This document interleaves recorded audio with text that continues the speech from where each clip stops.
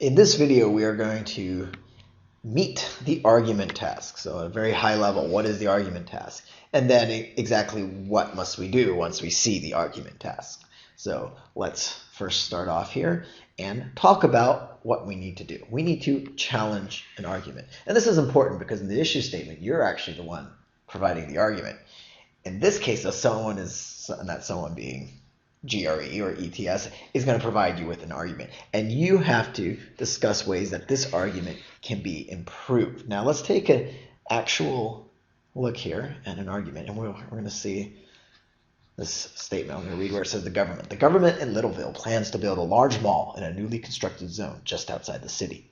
Littleville hopes to attract many wealthy clients who it believes will shop at the Littleville Mall's many planned boutique stores. 10 years ago, Biggsburg, a city in the same province, built an upscale mall in its fashionable downtown district. The mall was an instant success, so Littleville Mall can expect a similar return on revenue in the first year of its opening. So you can see here that, we have this argument statement. It's much longer than the issue, and it's making certain assumptions.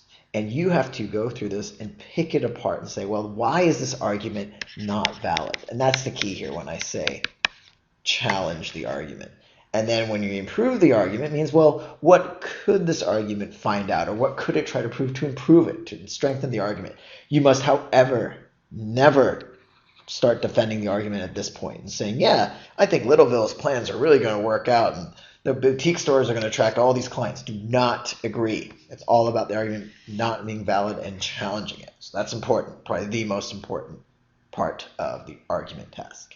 Now we've seen this example argument, let's actually talk about the directions, what it's going to be asking. It's going to ask you to identify the assumptions again. What are some assumptions that are going on here when we're talking about Littlesville and Biggsburg? Are there some that are stated or some unstated?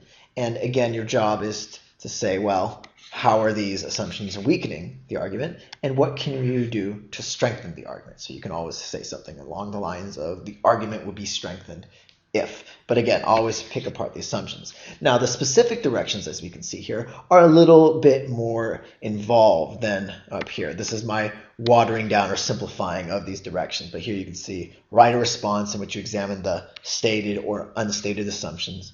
And then this part here, be sure to explain how the argument depends on these assumptions and what implications the argument, blah, blah, blah, blah, blah.